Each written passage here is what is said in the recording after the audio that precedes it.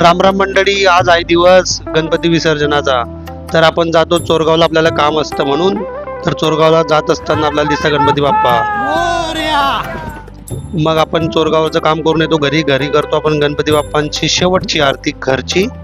मग आरती झाल्यानंतर आपण निघतो आपल्या हॉस्पिटलला, जिथं आपण जॉब करतो. मग हॉस्पिटलला जाऊन आपण हॉस्पिटलच्या पण बाप्पांची एक शेवटची आरती असते हॉस्पिटलमध्ये. मग आरती झाल्यानंतर आपण नेतो बाप्पाला विसर्जनासाठी. मग होतो फोटोशूट. मग फोटोशूट झाल्यानंतर लागतो आपण विसर्जनाच्या रस्त्याला. मग गणपती बाप्पा हॉस्पिटलमधनं नेऊन आपण जातो आपल्या घरी, कारण आपल्या घरचे गणपती बाप्पा आणि हॉस्पिटलचे बाप्पा दोघांचं सोबत विसर्जन करायचं असतं.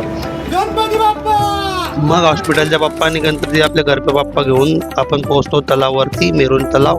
तिथं करतो शेवटची आरती. आणि मग शेवटची आरती झाल्यानंतर होतो प्रसादाचं वाटप. आपण आणलेला असतो प्रसाद वाटण्यासाठी.